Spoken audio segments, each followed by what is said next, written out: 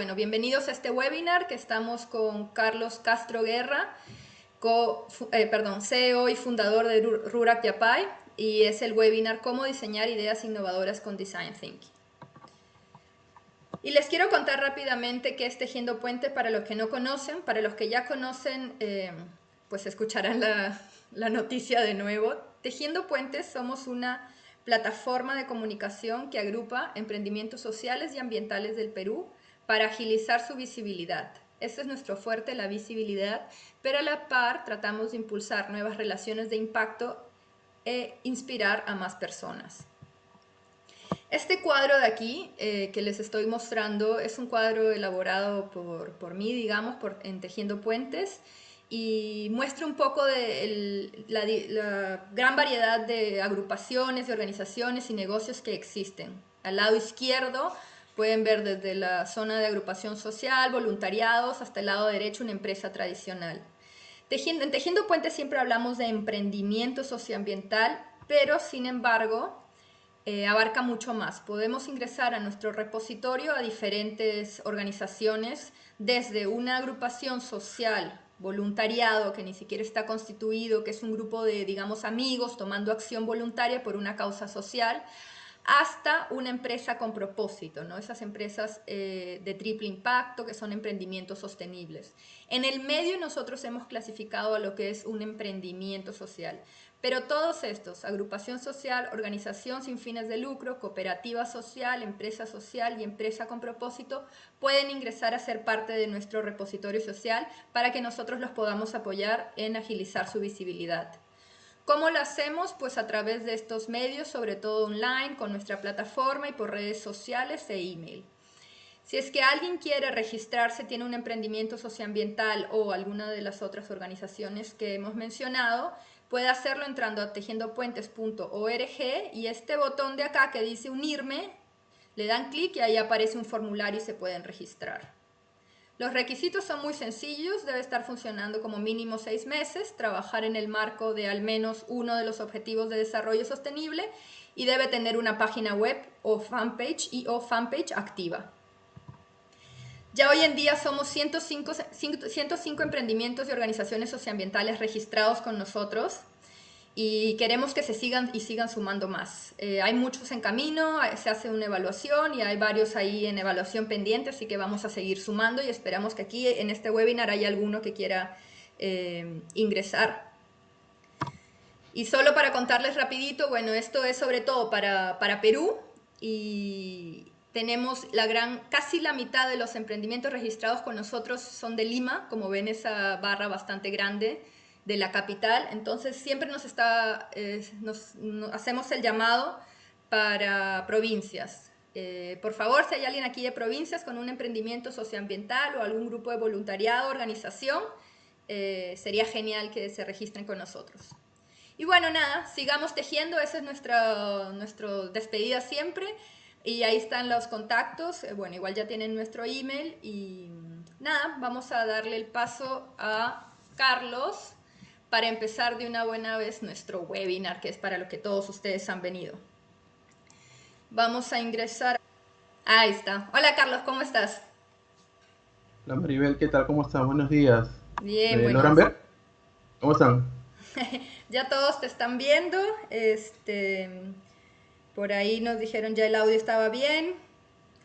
Y Ok, genial. nada, yo ya quisiera entonces empezar. Y antes de empezar, pues te presento. Para todos, Carlos Castro Guerra es el CEO y fundador de Rurac Yapay. Él es especialista en servicio y experiencia del cliente. Es consultor y facilitador. Es asesor en emprendimiento e innovación. Es mentor en Make Sense y en Micromentor. Y también es embajador de éxito en Interweave Solutions.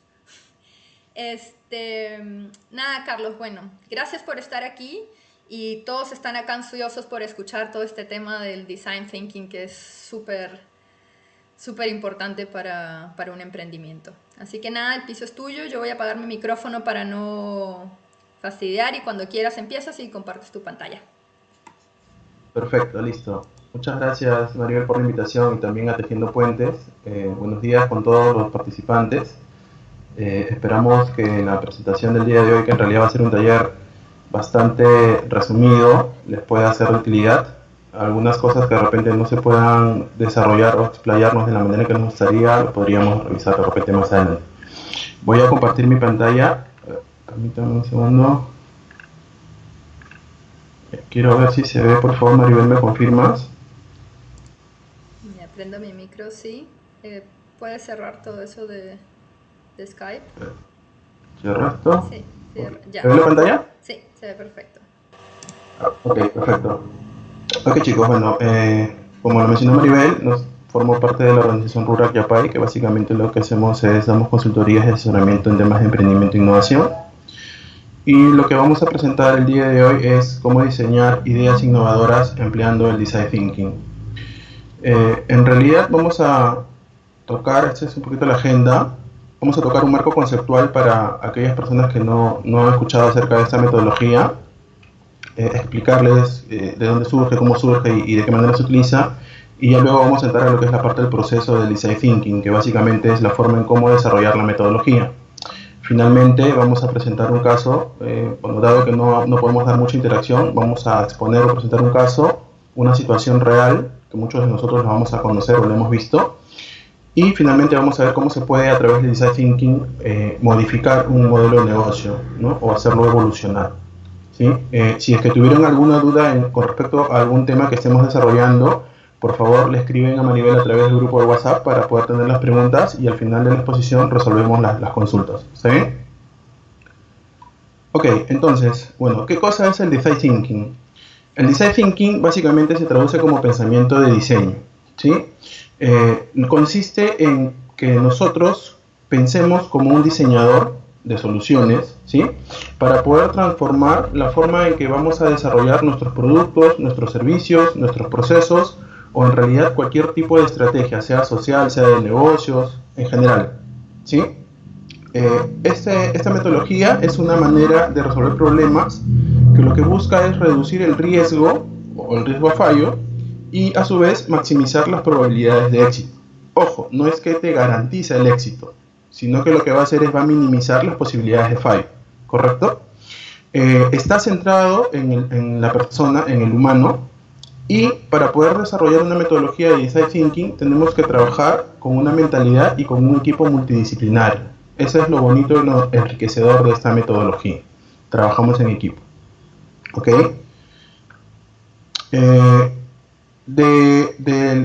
Un comentario directo de Tim Brown, que es el CEO de IDEO, vamos a ver más adelante quién es realmente Tim Brown, nos dice que el Design Thinking es la intersección de las necesidades que tienen las personas, su viabilidad técnica y su viabilidad como negocio. En este caso, pasamos a tomar los deseos de las personas, qué es lo que ellos quieren, qué es lo que ellos necesitan, ¿sí?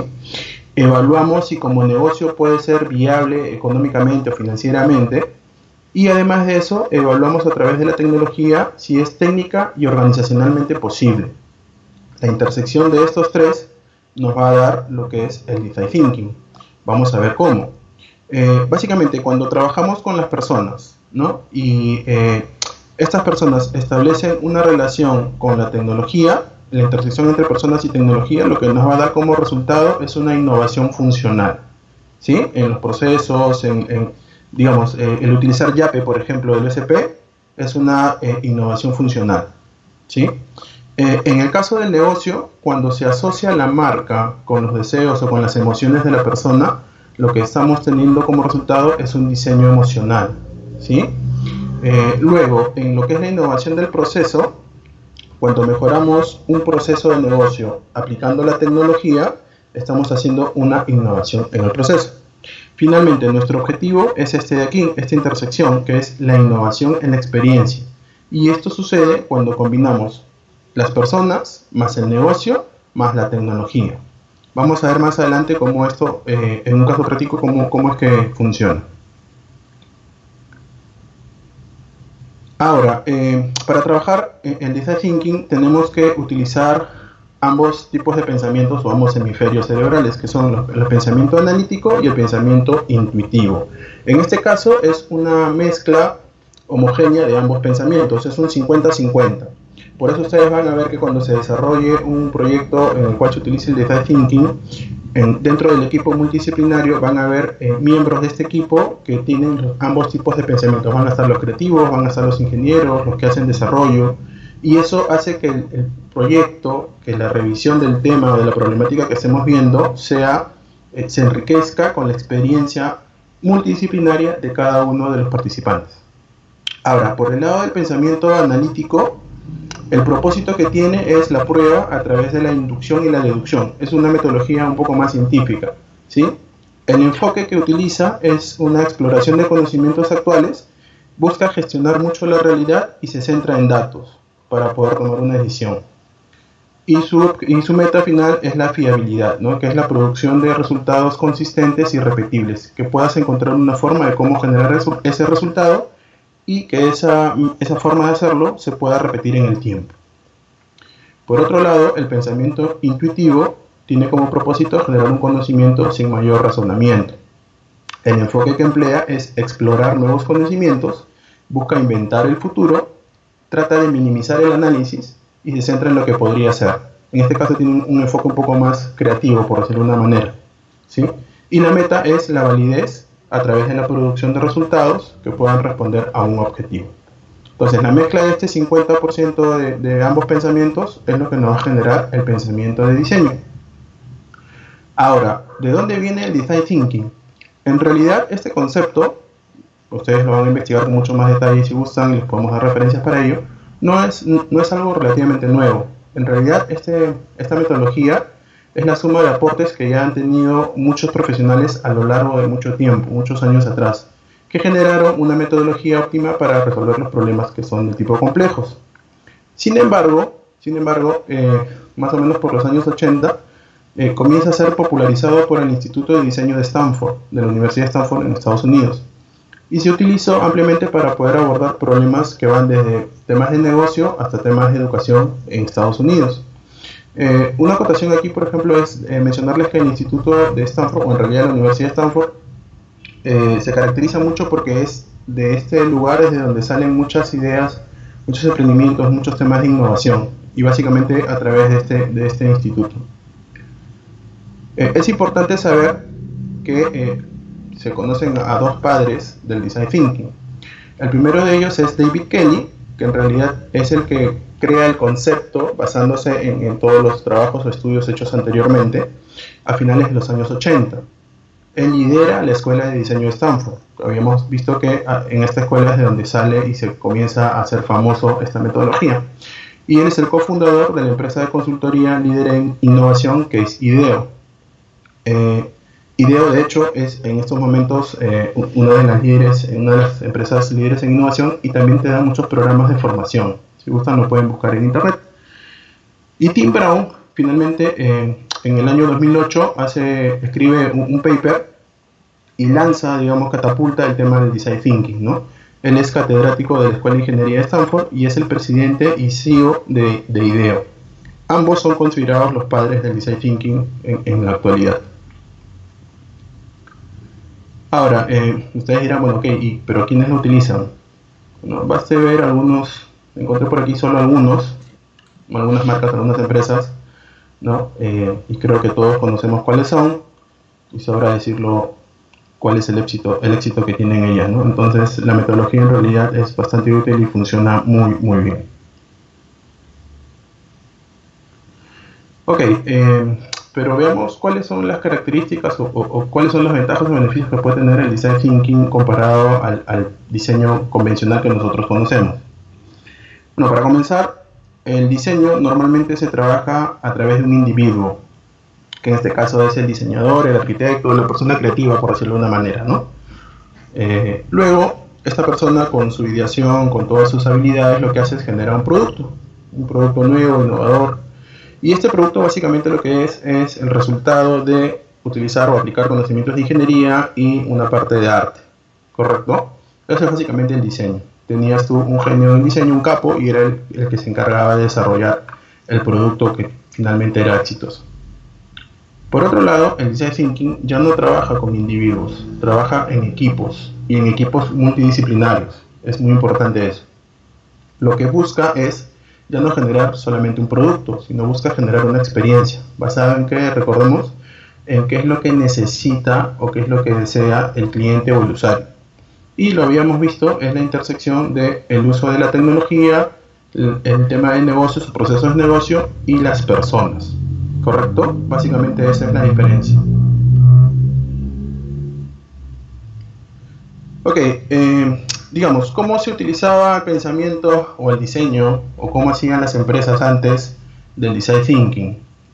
Bueno, básicamente lo que hacían era, bueno, se juntaban unos capos, se encontraban o identificaban un negocio, oye, queremos hacer un negocio y vamos a lanzar una plataforma X. ¿Ok? Lo que hacían era, desarrollaban la herramienta, desarrollaban la tecnología, creaban aquello que tenían que crear, luego diseñaban, en una segunda etapa, diseñaban y creaban el concepto con el cual iban a vender esta solución, y finalmente la solución hacía que se encaje a lo que necesitaban los usuarios. ¿Sí? Los usuarios pues tenían que recibir aquello que se les ofrecía en aquella oportunidad. ¿Y qué sucede ahora? A través del Design Thinking el orden de las cosas cambió. Primero antepones al usuario, identificas sus necesidades, comprendes qué es lo que requieren, qué es lo que necesitan. A partir de ahí comienzas a encontrar el input para poder generar y diseñar cuál va a ser tu concepto, qué es lo que les vas a ofrecer, cómo se lo vas a ofrecer, qué necesidades vas a cubrir. Y basado en esa información, lo que vas a hacer posteriormente es construir el negocio, tu modelo de negocio, puede ser un emprendimiento social, puede ser un modelo de negocio, etc. Y si se requiere, puedes desarrollar tecnología.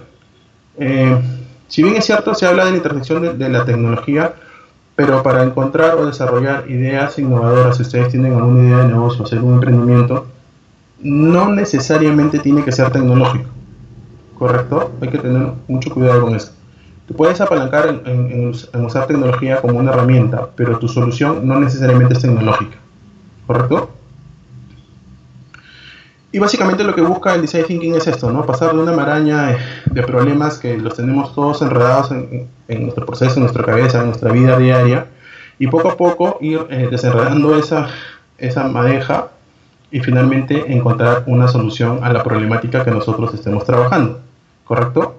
Es muy importante siempre, antes de meternos a utilizar en la metodología de Design Thinking, es identificar qué es lo que queremos trabajar. Tenemos que identificar un problema o una situación, una sola, ¿correcto? Porque si no, nunca vamos a terminar con eso. Entonces, finalmente, ¿cómo empleamos el Design Thinking? ¿Qué proceso es el que se debe utilizar? Básicamente son 5 fases, ¿sí? En cada una de ellas se tiene que ejecutar determinadas acciones y hay algunas herramientas de soporte que nos van a ayudar a utilizar, a trabajar en estos procesos. Tenemos la primera etapa o la primera fase, que es empatizar, ¿sí? Luego viene el definir, tenemos que idear cuál va a ser la propuesta que vamos a hacer. Finalmente prototipar, tenemos que hacer una versión inicial de nuestro producto o solución y finalmente probar. ¿Ok? Ahora, ¿cómo funciona esto? Pues fácil, vamos a ver cómo lo hacemos. En la parte de la primera fase, que es empatizar, aquí lo que nosotros tenemos que hacer básicamente es encontrar cuál va a ser nuestro público objetivo, a quienes vamos a proporcionarle esa solución, esa idea innovadora, ese modelo de negocio. Tenemos que entender de manera profunda cuáles son sus necesidades físicas, sus necesidades emocionales, y no solamente de los usuarios, sino de su entorno, del ambiente en el que viven, y también determinar de qué forma se conecta todo este requerimiento con su comportamiento, con su forma de actuar, con sus hábitos de compra, de consumo, y con todo aquello que estos usuarios o público objetivo valoran. De esa manera, mientras más nosotros comprendamos a nuestro público, vamos a tener una mayor detalle de cómo podríamos proporcionarle una solución que sea valorada, que eso es muy importante, porque de nada nos serviría desarrollar, digamos, una aplicación móvil por estos tiempos, digamos, por esta situación de cuarentena, donde no haya quienes lo deseen utilizar. Entonces la idea puede ser genial, espectacular, usando tecnología de punta, una idea innovadora, pero de repente nadie la va a utilizar. ¿Por qué? Porque no aporta un valor al problema o a la situación en la que están viviendo. Y básicamente lo que tenemos que hacer es esto, ¿no? Prestar mucha observación al detalle, ¿no? Tenemos que escuchar, hacer entrevistas. Vamos a ver un poquito más adelante cuáles son las técnicas que podemos utilizar. Pero sobre todo, y muy importante, es la parte de involucrarse. Dentro del equipo tiene que haber mucho involucramiento. Vas a tener que hacer, como se dice comúnmente, ¿no? Trabajo de cancha, ir a la calle, ¿sí? Para que puedas hablar con tus usuarios. No basta con hacer trabajo de escritorio. Eso no le va a servir. Eso es una parte teórica y no siempre vas a obtener la información que necesitas. ¿Cuáles son las técnicas o las herramientas que podemos utilizar? Puedes utilizar un mapa de empatía, puedes utilizar entrevistas, un mapa de stakeholders, ir a hacer exploración de campo, ¿sí? Ir a visitar a la zona. Si, por ejemplo, vas a buscar una solución para los comerciantes, digamos, ¿no? Una app para poder hacer delivery en los comerciantes que tienen sus negocios o en el mercado, las bodegas. Tienes que ir a visitar a esos clientes, tienes que ir a las bodegas, tienes que ir al mercado, tienes que ir a donde estén tus clientes para que veas cuál es su realidad y si en función de lo que tú estás planteando se va a adaptar tu solución a esa realidad. Tienes que hacer el shadowing, que básicamente es hacer sombra. No sé si ustedes han visto en algún momento cuando han ido a un banco o a una oficina de atención al cliente, los chicos que recién ingresan, la forma en que ellos aprenden cómo atender, cómo trabajar, es que se sientan al costado de una persona que ya tiene un poco más de experiencia y van mirando. No intervienen en el proceso de atención, digamos, en la caja o en el módulo de atención al cliente, pero van mirando cómo es que se va haciendo. Y ya luego hacen un feedback entre ellos, ¿sí? Otra forma de trabajarlo que era, de hecho era muy frecuente años atrás, era el tema del focus group, ¿no? Juntabas a un grupo de personas que más o menos encajaban dentro del perfil de tu público objetivo y vas haciendo consultas, preguntas directas.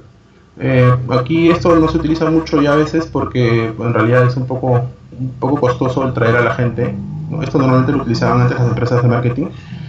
Ahora con el tema de tecnología tú puedes lanzar inclusive una encuesta si quieres, ¿no? Haces un focus group, entre comillas, de forma virtual, ¿no? Y en ese sentido las tecnologías nos pueden ayudar mucho. Luego tenemos el 5 por qué, las 5 por qué, ¿no? Tú lanzas un tema y preguntas, oye, no sé, ¿por qué los dueños de negocio necesitarían una aplicación para ventas a delivery? Ah, porque quieren vender y entregar a los clientes. ¿Y por qué lo quieren hacer? ¿No? Y vas bajando 5 niveles. ¿Por qué? ¿Por qué? ¿Por qué? ¿Por qué? Hasta que llegas a un punto en que ya no tienes más respuestas a ese por qué.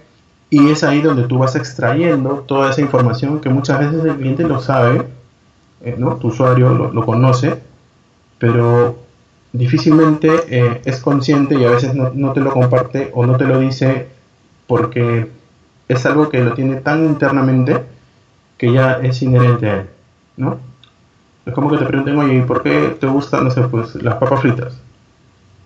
A todos nos gustan las papas fritas, o la mayoría, pero no tienes una forma de explicar precisamente el por qué. Entonces, nuestro trabajo, nuestra chamba ahí es encontrar eso, Cruzo dedos para que no hayan fallas. Ya, muy bien, chicos, a ver, esto que acaba de suceder es un ejemplo de que cuando nosotros desarrollamos nuestro proyecto y pensamos que tenemos todo mapeado, siempre aparece Morphy y siempre nos genera un pequeño caos, así que tenemos que estar preparados para eso. Bien, seguimos, nos quedamos en la última técnica que era los 5 por qué. Ya habíamos explicado que teníamos que hacer las preguntas de por qué anidadas o 5 veces hasta encontrar la razón subyacente de por qué nuestro público objetivo o nuestro cliente ejecuta o realiza un comportamiento determinado, ¿sí? Les decía que nuestra misión, nuestra chamba al momento de hacer esta etapa que es la parte de empatizar es encontrar los insights que tiene nuestro público objetivo, porque muchas veces su comportamiento de compra, su motivo por el cual selecciona cosas, es tan inherente y está tan profundamente arraigado que cuando tú se lo preguntas directamente, oye, ¿por qué haces esto? No te vas a saber responder. Entonces, nuestra misión en esta etapa es encontrar eso, saber qué es lo que piensa, qué es lo que siente, qué es lo que escucha, porque a veces se deja llevar muchas veces por el entorno, la familia, los amigos, etcétera. ¿Qué es lo que ve? ¿Cómo lo ve? ¿Qué es lo que dice? ¿Qué es lo que hace? ¿Por qué lo hace? ¿No? ¿A qué le tiene miedo? ¿Cuáles son los resultados o cuáles son qué es lo que espera obtener? ¿No? ¿Cuáles son sus deseos más profundos, por decirlo de una manera? ¿Cuáles son los obstáculos que ellos puedan tener? Entonces, acá les mostraba a la derecha el mapa de empatía, que es una de las herramientas que se pueden utilizar. Ustedes pueden utilizar todas si desean, pero lo ideal es que utilices una o dos, en función a cuál va a ser el tipo de trabajo o proyecto que vayas a desarrollar, ¿correcto? Si tienen preguntas, chicos, vayan lanzándolas por el grupo para que Maribel las vaya consolidando y al final poder resolver cualquier duda que tenga. De otro lado, una vez que ya tuvimos la parte de la fase de empatía, comenzamos a levantar información, lo que tenemos que hacer en la segunda fase, que es la de definir o la definición, tenemos que aquí encontrar, recolectar toda la información que hemos tenido, ¿sí? Y tenemos que hacer un proceso de selección, ¿sí? Tenemos que refinar, por decirlo de una manera, toda esa información y encontrar cuáles son las problemáticas que se obtienen de esta información que hemos recopilado y a partir de ahí comenzar a determinar cuál de esos problemas es el que vamos a trabajar para poder pasar ya a la siguiente etapa, ¿correcto? Aquí, por ejemplo, podemos utilizar diversas técnicas. Tenemos un Customer Journey Map, o el mapa de experiencia o mapa de viaje del cliente, ¿sí? Tenemos un mapa de atracción de clientes, tenemos la técnica de las preguntas del qué, cómo, por qué, las preguntas del 5 para qué, una inmersión cognitiva, es decir, meternos a conocer con mayor profundidad en la situación que se está explicando, un análisis de competencia, o hacer una pregunta de ¿y cómo podríamos, por ejemplo, se me ocurre en este momento, ¿y cómo podríamos mejorar la exposición de clases a través de plataformas virtuales para los colegios nacionales, por ejemplo? ¿No? Esa es ya la definición de que vamos a trabajar una problemática en particular. Acá les pongo a la derecha un ejemplo de un Customer Journey Map. La verdad es bastante básico, pero tengan en cuenta algo muy importante. Cuando tú ofreces un producto o un servicio, así sea que no tengas una oficina de atención al cliente o no tengas una tienda física, tu cliente, para que pueda llegar a tu producto o tu servicio, tiene que hacer un determinado recorrido. Imagínense, ustedes tienen su página web, tienen su fanpage, etc. ¿Cómo es que llega a ustedes a través de esos canales? Digamos que si tienes una fanpage, ¿no? Y tu cliente ingresa a la fanpage y te quiere enviar o te envía una consulta.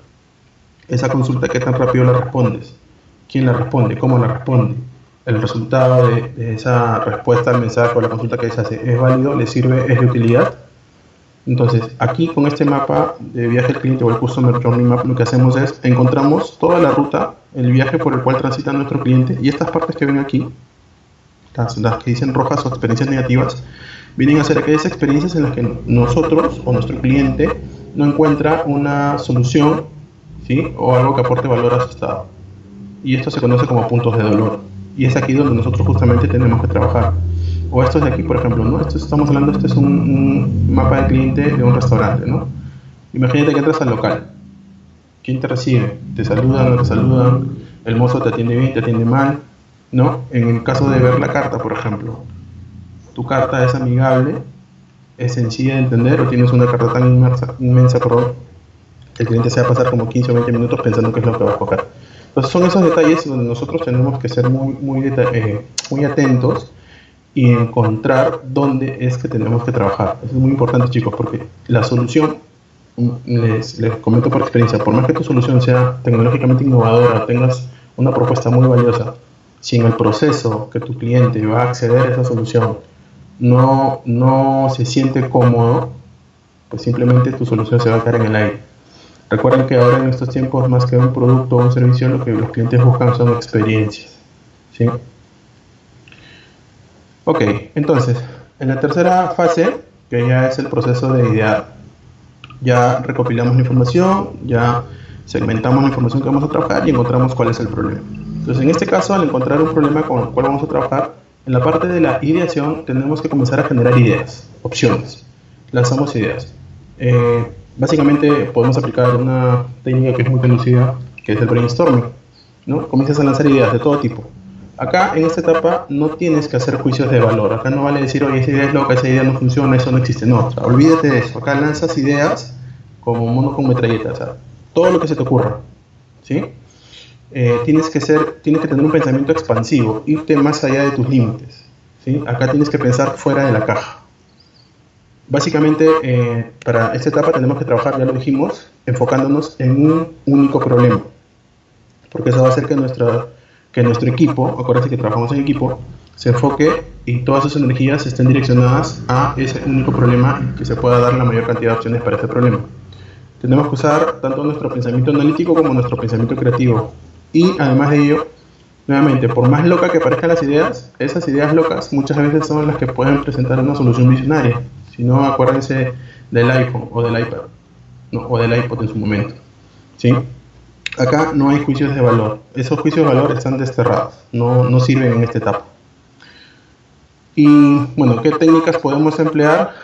El brainstorming, podemos emplear el saturar y agrupar, los mapas mentales, las analogías, la cinética o el scamper, que es la metodología. Normalmente yo he utilizado esta técnica que es la de saturar y agrupar, donde básicamente los equipos, tú planteas una problemática, ¿no? Dijimos, oye, ¿qué podemos hacer para poder ofrecer una mejor capacitación virtual en los colegios? Lanzas esa problemática y cada uno de los miembros de tu equipo, desde su perspectiva, te va a comenzar a lanzar propuestas. Al principio las propuestas van a estar así como que medias desordenadas. Si ustedes trabajan, por ejemplo, con POSIT, luego, después de haber hecho las ideas y ponerlas en un papelote o un mural, las ideas desordenadas, lo que vas a hacer es, vas a encontrarte que muchas veces hay propuestas que tienen cierta similitud, ¿sí? Algunas estarán asociadas con temas de tecnología, algunas otras estarán asociadas con temas de procedimientos, algunas otras estarán asociadas con temas de capacitación. Entonces, la idea, después de haber lanzado todas tus propuestas, es comenzar a agruparlas por temática, ¿sí? Una vez que las agrupas por temática, te vas a dar cuenta que en algunos casos, o en muchos casos, algunas ideas van a confluir en un tema muy particular y puedes comenzar a trabajar en esa propuesta, ¿sí? En otros casos, pues, dependiendo de cuál es la problemática que tú estás tratando de resolver, vas a encontrar temas muy dispersos. Pero la idea es que siempre se puedan conjugar en una temática muy particular y a partir de ahí puedas comenzar a trabajar ya propuestas o prototipos o desarrollar alguna acción puntual sobre ese tema que se ha ofertado o que se ha propuesto. ¿Correcto? Ok, y una vez que ya tuvimos la parte de las ideas, viene el proceso o la fase de hacer los prototipos. Y aquí básicamente es tangibilizar esas ideas, convertirlas en una realidad, ¿no? Vas a construir prototipos. Aquellos que son de sistemas, acá, por ejemplo, se van a encontrar con el desarrollar la versión beta de tu solución, de tu aplicación móvil, de tu página web, etcétera, ¿no? ¿Y esto para qué lo utilizamos? Porque el prototipo lo que va a hacer es nos va a ayudar a visualizar nuestra solución como tal y a determinar también cuáles son las mejoras que nosotros tenemos que realizar a esta propuesta, ¿sí? Nos va a permitir refinar nuestro producto o nuestro servicio, dependiendo de qué es lo que estemos ofreciendo, para poder llegar a una versión final, ¿sí? Y aquí, bueno, las técnicas básicamente, la que se utiliza mucho en temas de emprendimiento y en las startups es el producto mínimo viable o el MVP, ¿no? Donde básicamente lo que tú haces es una versión bastante básica.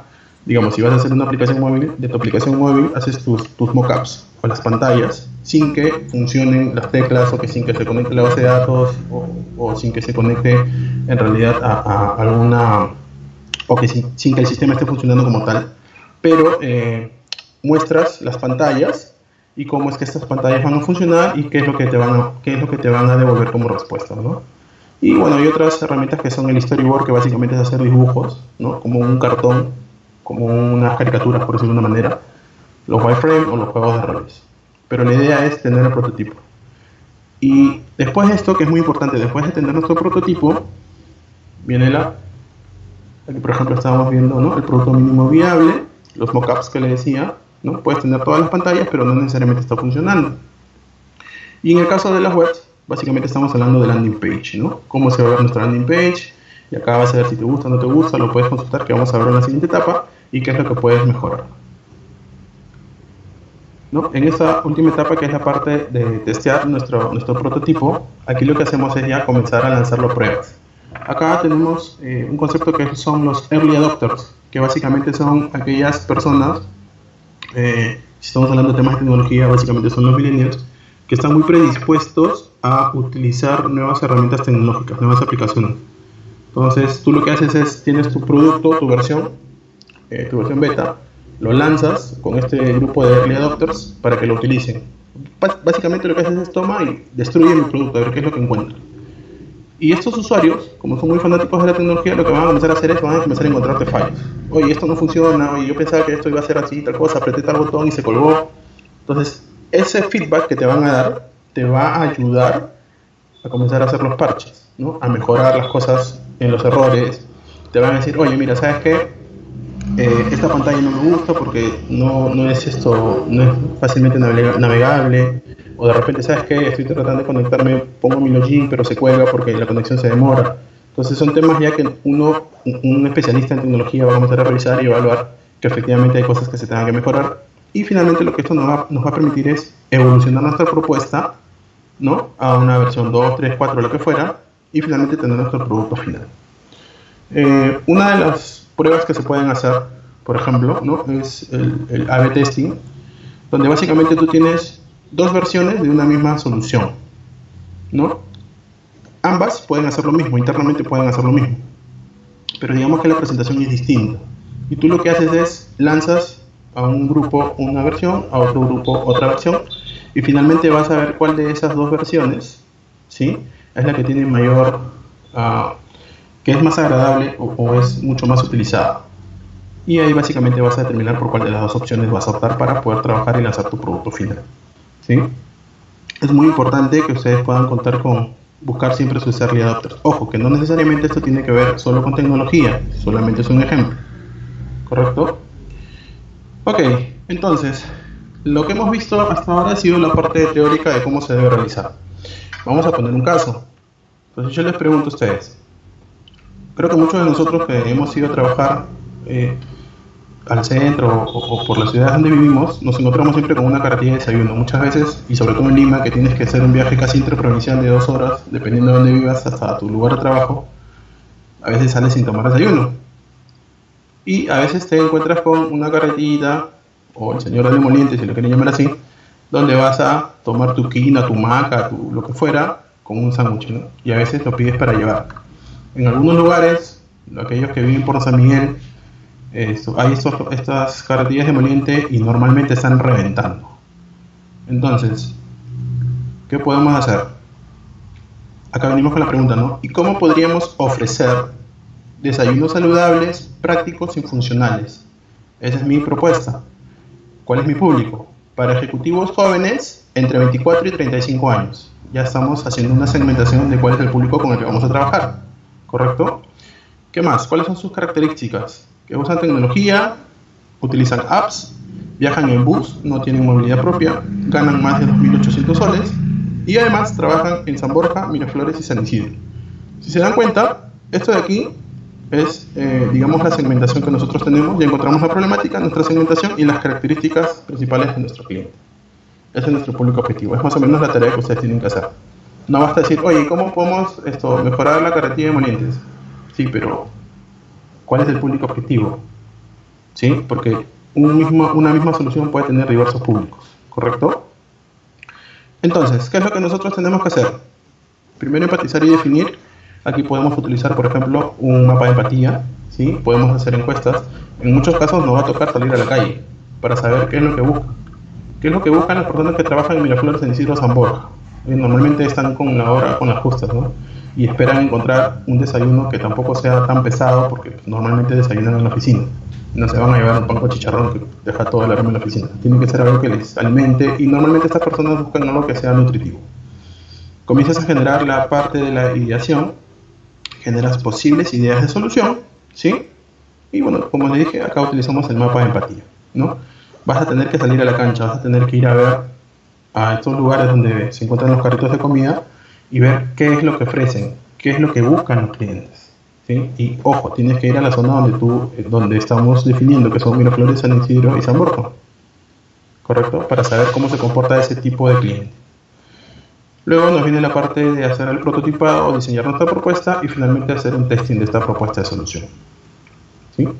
Y aquí, por ejemplo, podemos ver lo que nosotros consideramos antes una carretilla. Si utilizamos, por ejemplo, esta es una marca que existe a nivel mundial, se llama Wellis, y como ustedes pueden ver, en principio tiene una aplicación móvil donde te indica dónde se encuentra cada uno de sus carretillas. Utiliza energía eólica, tiene paneles solares, ¿no? Tiene luces, Tiene por aquí un router de Wi-Fi 3G, ¿sí? Tiene una zona de trabajo, tiene por aquí sus mesitas para poder reciclar la basura, tiene un display digital, un purificador de aire, un sistema de audio, tiene agua caliente, luces LED. Por acá también tiene un conector para que en el caso que tú tengas tu teléfono celular que está quedándose sin batería, tú puedas conectar y cargar tu teléfono. Entonces, algunos dirán, oye, pero esta solución es media reversada. No, en realidad no. Esta solución funciona. Y para que se den una idea, está en todos estos lugares del mundo. ¿Sí? Está en Australia. Básicamente está en los 5 continentes: América del Norte, América del Centro, América del Sur, Europa, África, Oceanía y Asia. Entonces, no piensen que las ideas son locas o son tontas, sino simplemente es cuestión de identificar muy bien tu público objetivo y la solución que vas a ofrecer. Que no tengan miedo por eso, chicos. Algunos ejemplos con respecto al tema de las innovaciones. En el tema del diseño emocional, por ejemplo, tenemos a Red Bull. Muchos han visto a Red Bull. ¿Cuál es su gancho? El gancho que tienen ellos, su público objetivo, son aquellas personas que tienen mucha afinidad con los temas de deporte de aventura, la adrenalina, ¿no? Ese es su gancho, ese es su diseño emocional. En la parte de innovación del proceso, ¿no? Tenemos a Amazon con el tema de las compras online. Mucha gente utiliza Amazon porque da miedo, porque el proceso de compra en Amazon es súper sencillo. Puedes comprar básicamente lo que sea, en donde sea, y te va a llegar a tu casa, ni siquiera te vas a mover.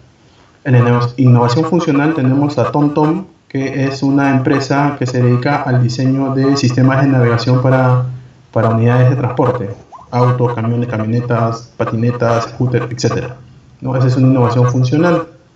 Y en la parte de la innovación en la experiencia tenemos al Nespresso, ¿no? No sé si ustedes han visto antes, tú querías tomarte un café expreso, tenías pues que o vas a una cafetería o te comprabas una de esas máquinas inmensas que básicamente tienes que tener todo un curso de cómo utilizarla. Pero ahora con Nespresso en esencia pones una capsulita en la máquina, un poquito de agua caliente y en cuestión de segundos ya tienes tu café expreso en tu casa, ¿no? Y esa es una innovación en la experiencia. Y eso es a lo que nosotros como emprendedores, como innovadores del rubro que sea, tenemos que apuntar, a innovar en la experiencia. Y esta experiencia obviamente tiene que solucionar una problemática, ¿correcto? Entonces, chicos, en resumen, para ya un poquito cerrar el tema, cuando hablamos del design thinking, primero no tienen por qué asustarse en la terminología. La verdad es algo que muchas veces ustedes ya pueden haber estado haciendo, pero tenemos que tener en cuenta que son 5 etapas, ¿no? Y además de eso, en cada una de las etapas tenemos que ser conscientes de que, por ejemplo, en la parte de empatizar, nosotros tenemos que abrir nuestra mente, sal de la caja. No pienses de forma cuadriculada, rompe tus paradigmas. Y ahí va a tener que ver mucho con el tema de nosotros aprender, investigar, leer, buscar. Si nosotros no salimos de nuestra zona de comodidad, difícilmente vamos a poder encontrar o idear cosas totalmente nuevas, ¿sí? Luego, cuando ya estamos definiendo, ¿se acuerda que nosotros decíamos primero piensas y suelta todas tus ideas? Empatiza, encuentra toda la información. En la parte de la definición, tenemos que comenzar a hacer un proceso de convergencia. ¿Para qué? Para encontrar y definir cuál es el problema que vamos a trabajar. Nos vamos a encontrar con múltiples problemas, ojo. Pero el tema es que tenemos que elegir con cuál de ellos vamos a trabajar. Si lo quieren ver de esa manera, trabajar primero. Resolvemos ese primer problema y luego pasamos al segundo problema. Porque si pretendemos trabajar 3, 4, 5 problemas a la vez, tengan por seguro que no se va a solucionar absolutamente nada. Su vida va a ser un caos y encima sus clientes van a estar totalmente insatisfechos. Así que si ustedes no quieren pasar por esa etapa, concéntrense solo en un problema. Luego, en la parte de la ideación, nuevamente tenemos que comenzar a pensar de forma divergente. Abrimos nuestra mente otra vez y comenzamos a explorar. Exploramos posibilidades. Y acá va a tener mucho que ver con el tema de qué tanto hemos aprendido, qué tanto hemos conocido, qué tanta experiencia tenemos. Y acá yo les puedo invitar a que ustedes investiguen. A veces no es necesario inventar la pólvora, hay cosas que ya se están haciendo. Podemos, como un rompecabezas, comenzar a tomar ideas que se estén presentando en cualquier parte del mundo, ¿sí? Y las podemos adaptar a nuestra situación o a nuestra problemática. Pero ¿eso qué significa? Significa que nosotros como emprendedores tenemos la obligación de aprender, de investigar, de conocer. Porque si no aprendemos o no conocemos, pues nos va a ser muy difícil comenzar a tener ideas de ese tipo. En el tema de los prototipos, tenemos que comenzar a trabajar en función a la solución. Y por eso es que se dice que nosotros tenemos que trabajar con equipos multidisciplinarios, porque no necesariamente todas las personas tenemos un perfil tecnológico, o no todas las personas tenemos conocimiento de procesos, o no todas las personas sabemos manejar clientes. Por eso es importante que dentro de tu modelo de negocio o dentro de tu proyecto o dentro de tu organización o emprendimiento puedas, si no forma parte de tu equipo, por lo menos que puedas tener contacto con personas que tengan perfiles distintos a los cuales tú puedas acudir y hacer consultas y preguntar y te puedan ayudar, ¿sí? Y finalmente viene la parte del testing, ¿no? Acá, sin miedo, chicos, lancen su propuesta, digamos, si hacen una aplicación móvil o hacen una página web, lancen su aplicación beta, busquen a sus early adopters y pídanle que destruyan su solución, porque eso es lo mejor. Antes de que salgas a producción con la versión comercial, por decirlo de una manera, destruyan su producto, destruyan su aplicación o el servicio, lo que fuera, porque eso lo que va a hacer es les va a ayudar a encontrar los puntos ciegos que ustedes no encuentran. Porque muchas veces sucede que nosotros nos involucramos tanto en el problema que no nos damos cuenta, ¿no? Entonces, no se enamoren de su producto, no se enamoren de su solución. Siempre sean abiertos. Lo que suele suceder con los emprendedores es que cuando dices, oye, esta propuesta está mal, tienes que corregir aquí, acá, acá, los emprendedores que son medio cerrados, es como si los estuvieran atacando personalmente. Ojo, no es personal. Eso les va a servir a ustedes. ¿Sí, chicos? Y bueno, finalmente, acá les dejo mis datos. Espero que les sean de utilidad. Maribel, no sé si tienen alguna duda. Espero que les haya sido de mucha utilidad. La verdad es bastante resumido el tema. Hay muchas herramientas que han quedado en el aire. De repente podríamos programar para que se puedan ver las herramientas, porque hay muchas herramientas, chicos, y todas se pueden utilizar. Hola, hola, ¿cómo estás? Muchas gracias, Carlos, por la presentación. Ya puedes dejar de compartir pantalla para verte en grande. Sí, ya tenemos unas preguntas, pero espero que lo vayan haciendo, digamos, conforme vamos respondiendo las primeras. Qué pena que tuvimos este corte en la conexión, pero bueno, creo que es parte del proceso, es parte del proceso. Espero no se hayan desesperado ahí en el... ¿Sí me ven, verdad? ¿Cómo? ¿Sí me ven? Sí. Ya ok. Bueno, vamos a empezar respondiendo algunas preguntas. Como dije, vamos a hacerlo en orden. Así que yo ya había marcado momentos los que habían preguntado antes, que es Bueno, las tres primeras preguntas son bastante similares. Se han quedado bastante, creo que asombrados. Bueno, una persona preguntó casi 2 veces lo mismo, pero Rosario también, sobre la técnica del shadowing. Y si es que dice, por ejemplo, leo una sobre shadowing, ¿podrías darnos algunas técnicas o métodos para hacer ello? ¿Alguna bibliografía o páginas que podamos consultar? Ok. A ver, les comento, chicos. A veces cuando escuchamos la terminología en inglés como que nos asustamos y decimos, wow, esa metodología debe ser lo máximo. El shadowing, como les mencionaba, no es otra cosa más que hacer la sombra. ¿Y qué implica hacer la sombra? Como les decía, a ver, en las empresas, cuando estábamos trabajando en temas de atención al cliente, normalmente existe cierta rotación de personal. ¿Cuál es la parte complicada de este asunto?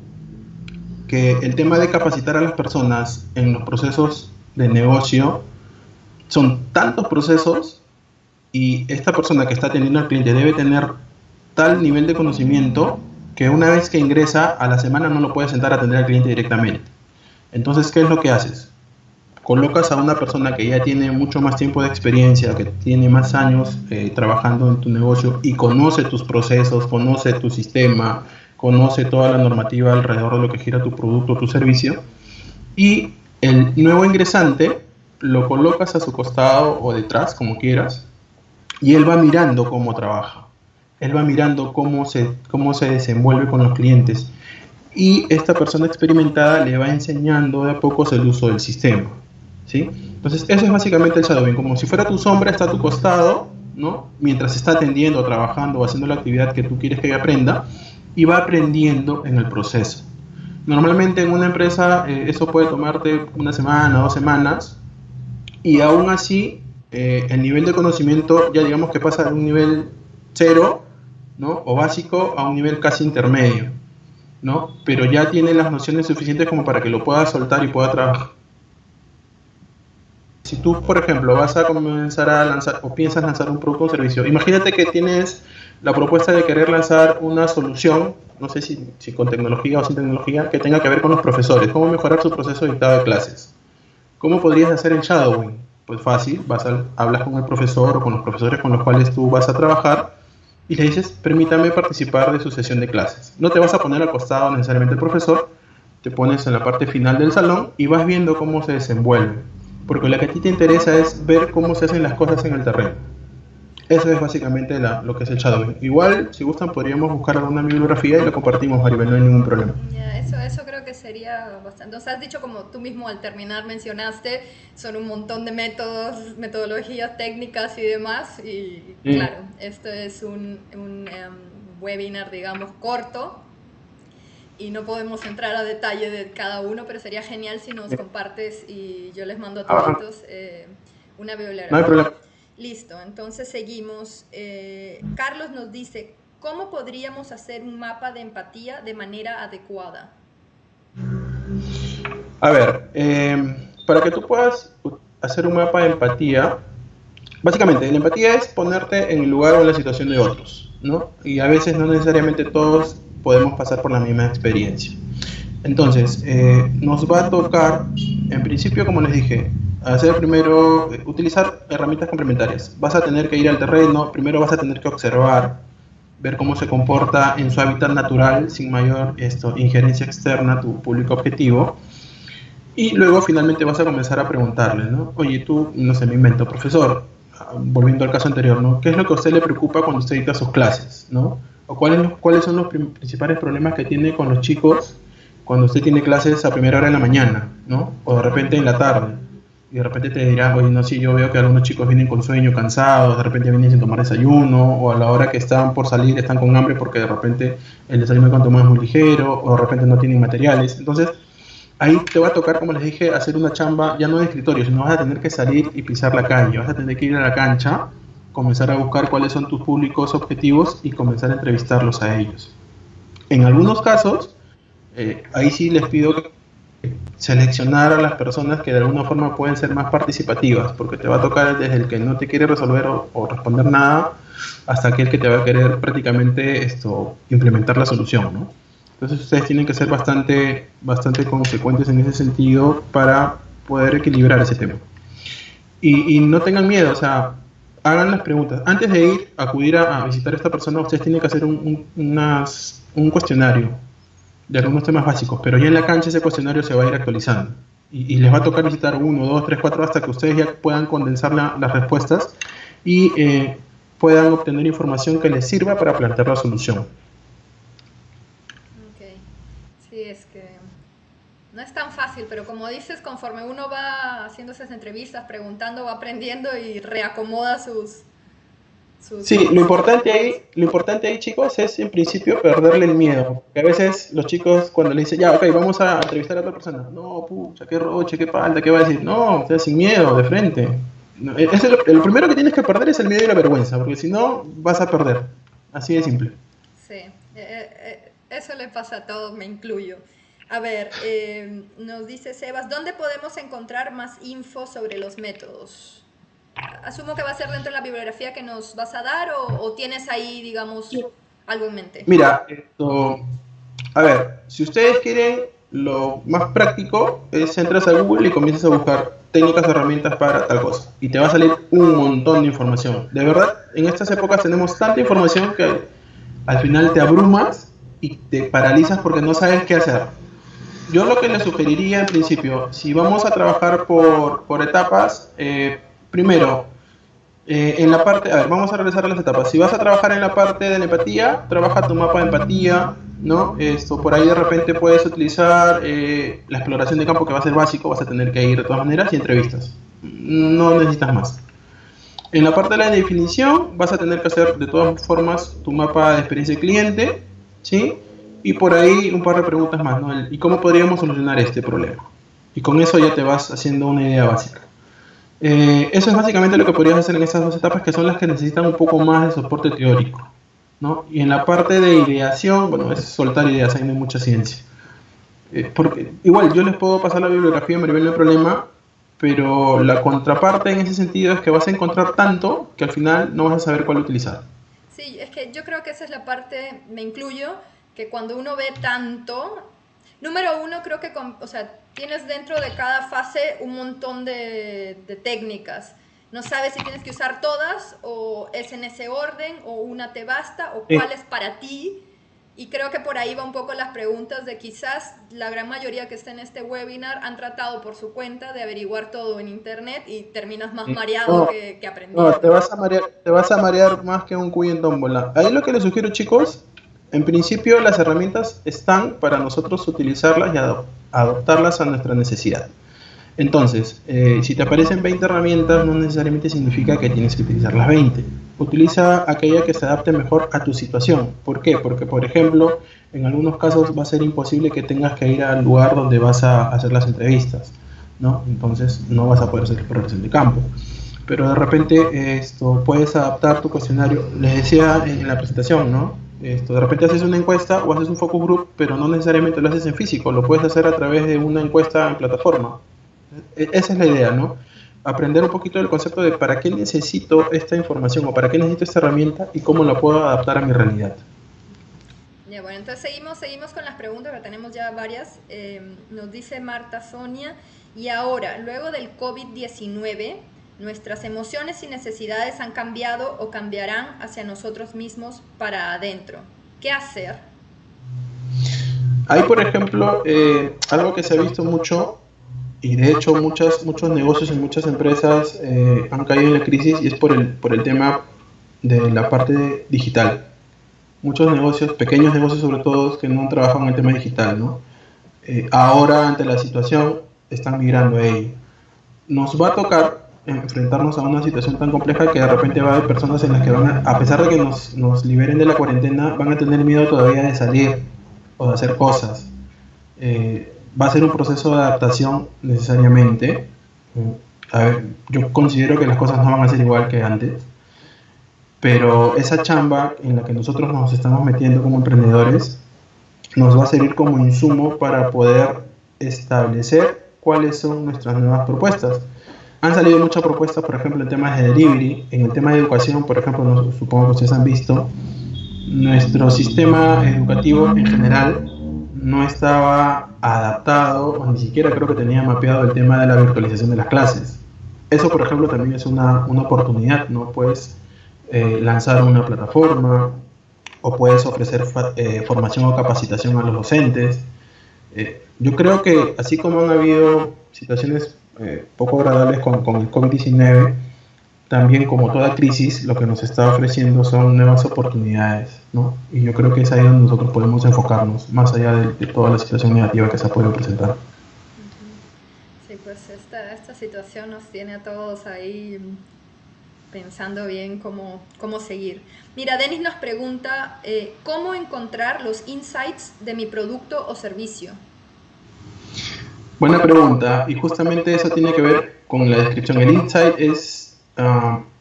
no es imposible de encontrar, es difícil, pero tiene que ver con el hecho de que tú tienes que participar directamente con tu público objetivo. Y tiene que ver mucho con, en este caso particular de los insights, tiene que ver mucho con salir a la calle, salir al campo. Y no te digo que necesariamente vayas a entrevistar a las personas. Comienza a observar, no sé, me invento, tú quieres sacar un nuevo producto físico, ¿no? No sé, un producto X. Y tú sabes que ese producto lo puedes colocar en determinado giro, en un rubro que sea, no sé, ventas de consumo masivo, por poner una idea. Tú tienes que ver cómo se comporta ese mercado de consumo masivo, qué es lo que lo llama, qué es lo que lo trae, qué es lo que lo jala a comprar, o qué es lo que lo jala a decir, o sea, es que este producto no lo voy a comprar.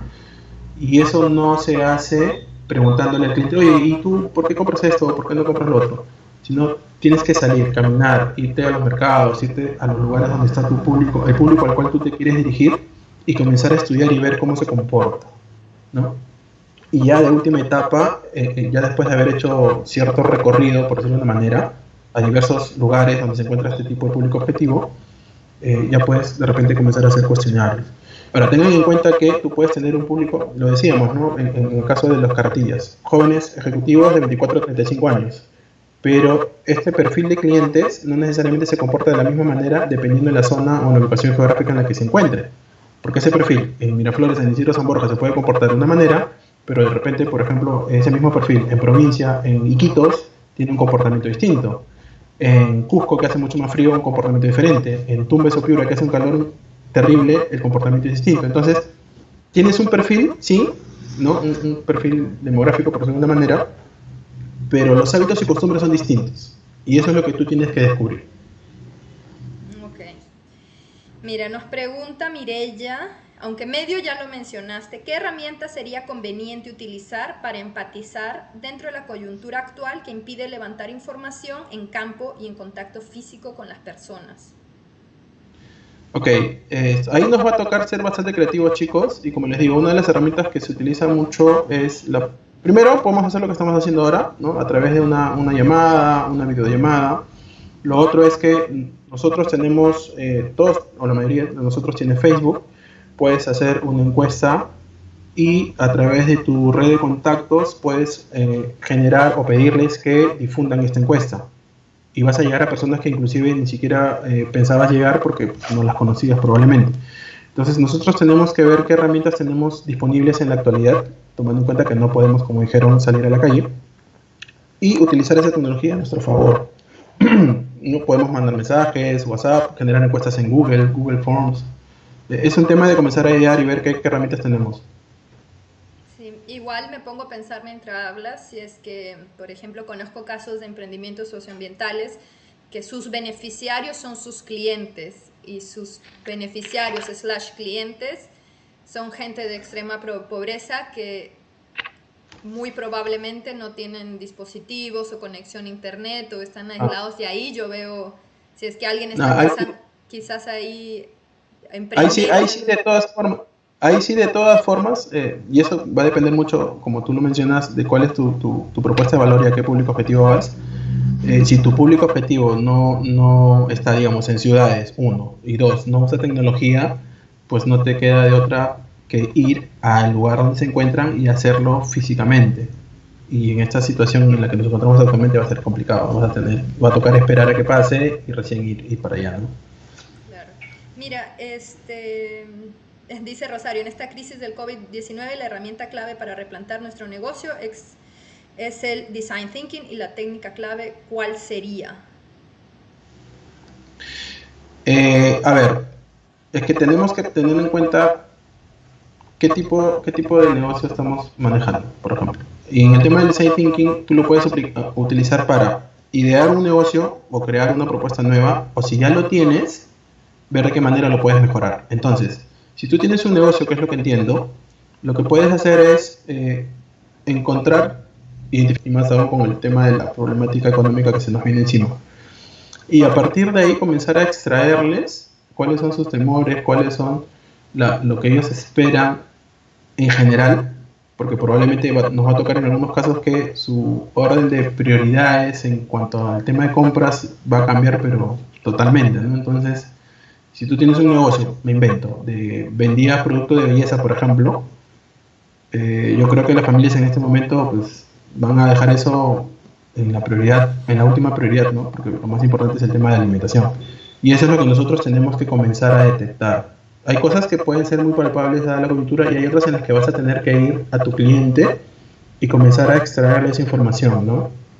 Si ustedes ya tienen un negocio que está funcionando, me imagino que tienen clientes y algunos clientes son frecuentes, no tengan miedo, o sea, díganles directamente, mira, ¿sabes qué? Estamos tratando de trabajar pensando en ustedes, buscar una nueva propuesta y queremos hacer unas preguntas. Y de frente, lancen las preguntas. Lo que sí tienen que tener en cuenta es, al momento de diseñar tu pregunta, y si vas a hacer un cuestionario, pues que sea un cuestionario amigable, no tan agresivo en cuanto a la forma de preguntar, y que sean muchas preguntas tampoco porque tu cliente se va a aburrir.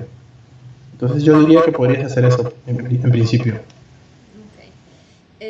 Por ahí están escribiendo, no sé si vienen más preguntas, pero ahorita que nos hablas un poco, bueno, estas todas técnicas, todo esto, y medio lo has mencionado, ¿por qué deberíamos emplear el Design Thinking? Entiendo que es para poder diseñar tu emprendimiento o darle una nueva imagen, vida, no sé cómo decirle, pero digamos, ¿cómo una persona, o sea, con todo esto que nos has dicho del Design Thinking, cómo una persona puede desarrollar estas tantas habilidades, ¿no? Ok, a ver, bueno, en principio nosotros tenemos que tener en cuenta, lo dijimos, para hacer el Design Thinking no es que lo tenga que hacer una sola persona, Normalmente se sugiere que se trabaje en equipo y decíamos que los equipos deben ser multidisciplinarios. Yo les cuento la experiencia que tuvimos en la empresa en la que trabajaba. Eh, se tenía que hacer una reorganización de los procesos porque se encontraron ciertas fallas y eran procesos transversales, ¿no? Transversales que afectaban a diversas gerencias. Entonces nos juntamos en un ambiente y había miembros de todas las áreas, de la gerencia legal, de la gerencia técnica, de la gerencia comercial, del área de ventas, del área de abastecimiento, y lanzabas una problemática. Oye, tenemos este problema, el producto X que necesitamos para que se desarrolle y construya tal o cual cosa, se está demorando, el proveedor esto. Ok. Lanzabas la problemática y cada uno de los miembros de ese equipo, desde su perspectiva, aportaba. Ok, mira, ¿sabes qué? Entonces, para la siguiente forma o el siguiente proceso de selección de proveedores, tenemos que considerar el atributo tal. Y comenzabas a colgarlo. El del área de ingeniería, por ejemplo, te decía, ok, pero el producto tiene que tener más especificaciones técnicas. El comercial te decía, oye, sí, pero cuando nosotros ofrecemos el producto para venderlo, tenemos que considerar tal o cual atributo. Entonces, al final se hacía toda una pared con un montón de posts y con un montón de temas, y era lo que les explicaba, ¿no? Luego, esas propuestas se iban acomodando. Ahora, ¿qué es lo que nosotros, como habilidades, tendríamos que desarrollar como emprendedores? En principio, nosotros tenemos que ser muy empáticos, ¿no? Tenemos que pensar en la situación en la que está viviendo nuestro público objetivo. Tenemos que tener un pensamiento que debería ser integrado, que significa ir más allá del problema. Por eso les decía, no se enamoren solo de su solución. Tú tienes un problema, pero puedes ver más allá del problema, porque siempre vas a encontrar que ese problema tiene situaciones que son subyacentes. Tú puedes resolver el problema, pero no el origen del problema, ¿no? Entonces nosotros tenemos que ver más allá de ese problema. Básico, todo emprendedor tiene que ser optimista, porque siempre te vas a encontrar con problemas tras problemas tras problemas, y si eres una persona que no tiene ese optimismo alto, el tema del emprendimiento no es para ti, porque a la primera de bastos te vas a querer ir por, ¿no? Te vas a querer dar media vuelta. Necesitas ser una persona que le gusta experimentar, que te gusta explorar, que no tengas miedo a encontrar o buscar situaciones nuevas. Y eso tiene que ver mucho con el tema de investigación. Un emprendedor tiene que tener ese hambre de conocimiento. Eso es algo que ustedes tienen que desarrollar. Si no te gusta investigar, no te gusta leer, no te gusta buscar cosas, medio que se te va a complicar lo que les decía cuando tengas que buscar o lanzar propuestas. ¿Por qué? Porque tu nivel de conocimiento o de experiencia es muy pequeño. Tienes que ser una persona que tiene que tener mucho tema de colaboración, trabajar en equipo. Ahí, igual, cuando ustedes vayan a formar su equipo, vayan a juntar o conseguir sus socios para su emprendimiento, deben de ser con personas que tengan mucho afán de colaborar. No es el que figuretea, oye, no, mira, yo encontré la solución y está que codea a la gente. No. Tienes que colaborar y sin mucho afán de protagonismo. Tienes que ser una persona muy curiosa. Y ahí eso ya a veces es innato, pero también lo puedes desarrollar. Tienes que ser una persona con la mente abierta para las soluciones. Piensa siempre fuera de la caja. Rompe tus moldes, rompe tus esquemas. Tienes que experimentar eso. Y bueno, finalmente también está el tema de tener un pensamiento constructivo, ¿no? Tú tienes que buscar siempre construir cosas, siempre pensar en positivo. Eso es básicamente las habilidades que podríamos considerar para un design thinker. Has dicho muchas habilidades que de verdad necesita tener un emprendedor. Mira, nos pregunta Carlos, dice, ¿hay formas de aplicar el design thinking con adolescentes? ¿De qué forma se debe adaptar la metodología? Me refiero, dice, a un grupo de adolescentes que quieran aplicar el design thinking. A ver, les cuento, chicos, una experiencia. En el mes de enero, la primera semana, segunda semana, si no me equivoco, tuvimos justamente un proceso de acompañamiento para un programa de emprendedores para estudiantes de secundaria, chicos de tercero, cuarto y quinto. Que al principio, pues como todo muchacho de la escuela, los chicos estaban en otra cosa, haciendo todo su jolgorio, pero ya cuando comenzamos a explicar un poco la temática y hablábamos mucho del tema del design thinking, no es que tengas que explicarlo de una manera distinta, porque la metodología es tal cual, pero la forma en cómo haces que ellos ejecuten la actividad tiene que ver mucho con su forma de comportarse, ¿no? Entonces ya tienes que bajar, ya no le vas a hablar de manera formal, como si estuvieras en una presentación con estudiantes universitarios o de repente en un taller como este, ¿no? Ya entras a un tema un poco más informal y los vas guiando. Ahí tiene que haber un tema de acompañamiento. Por ejemplo, en el tema de la empatía, tú les puedes explicar cómo utilizar el mapa de empatía. Los chicos van a tener muchas dudas porque de hecho es la primera vez que lo ven, pero una vez que ellos comprenden el concepto, los jóvenes pues son una bala, encuentran el tema al toque y comienzan a buscar y te salen unas ideas espectaculares. En ese proyecto, por ejemplo, en ese acompañamiento, por ejemplo, por darles una idea, nos salió una propuesta de desarrollar una vara para invidentes con sensores de proximidad para que pueda detectar el acercamiento de personas o los agujeros o las diferencias en los niveles del piso. Nos salió una propuesta de desarrollar un equipo tecnológico, un bot, un carrito, que pueda ser utilizado en las zonas agrícolas para tomar muestras de la tierra y comenzar a determinar cuáles son los niveles y componentes químicos que existen en la tierra, el nivel de humedad, etc. Entonces, por experiencia les digo, los chicos te van a soltar ideas que tú dices, wow, ¿de dónde salieron, no? Y es simplemente eso, adaptarlo al público objetivo, que son probablemente son estudiantes secundarios, y darlos más que todo como un tema de juego, comenzar a retarlos, porque eso es lo que los engancha mucho. Si son varios equipos, o formarlos en equipos, digamos, y hacer el reto, ok, ¿quién termina primero y tiene tal o cual premio, ¿no? Esa es básicamente la forma de trabajar. Ya, pues, Carlos, la última pregunta porque nos hemos recontrapasado de tiempo. Perdón, chicos. No, está bien, igual hubo perdimos un poco tiempo porque se nos desconectó y volver a conectarnos y luego ya nos perdimos en el tiempo y han habido bastantes preguntas. Mira, Rosario nos hace una última pregunta y dice, nos cuenta un poco, ella es la cofundadora de Mujeres de mi Barrio, que es también parte de la red de Tejiendo Puentes, es una tejedora, y nos dice, y el negocio cuyo enfoque es de economía circular. Venta, eso es lo que hacen ellas, venta de prendas de segunda mano, juguetes recuperados, bolsos y accesorios elaborados a partir de saldos textiles. Incorporamos a las mujeres, dice, de bajos recursos en el proceso de producción y nosotras lo comercializamos. La tecnología sería una barrera para ellas. Entonces su pregunta es, ¿qué piensas? Nos dio una introducción de lo que ella hace, pero dice, ¿qué piensas de los negocios con el enfoque de economía circular?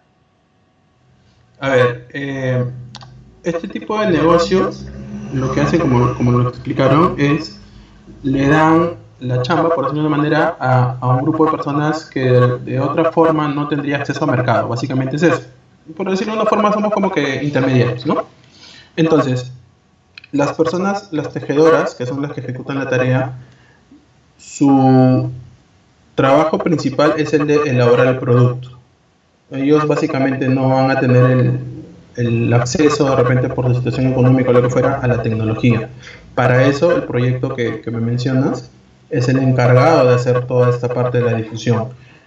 Conozco una amiga, Marijin, que ella trabaja por ejemplo con su proyecto que circula.p, que básicamente lo que hace es eso, recicla juguetes, ¿sí? Y los va mejorando, los va readaptando y finalmente luego los oferta. Y de hecho también trabaja con una comunidad de tejedoras porque le fabrican la ropa para las muñecas, para los muñecos y les hacen sus bordados muy bonitos.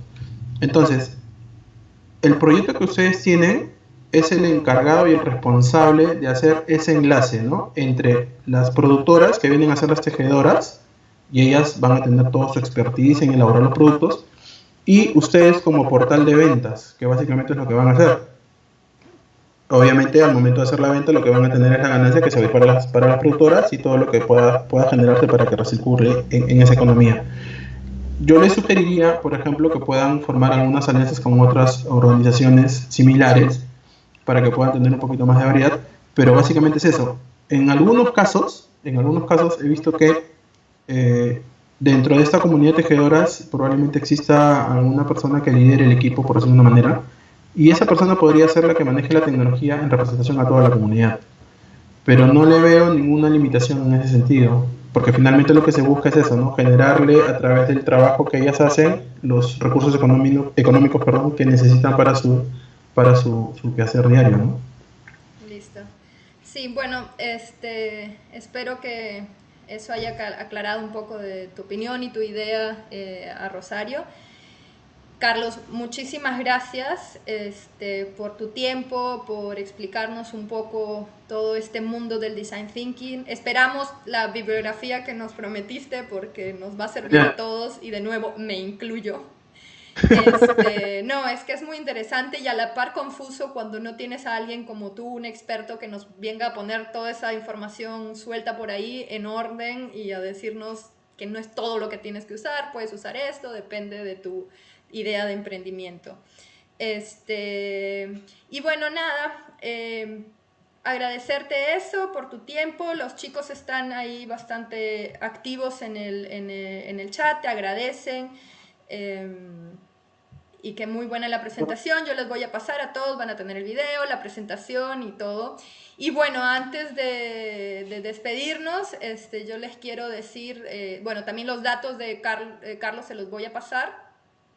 Y les quiero contar que él ofrece obviamente este servicio de consultoría en emprendimiento, innovación, servicio al cliente y customer experience.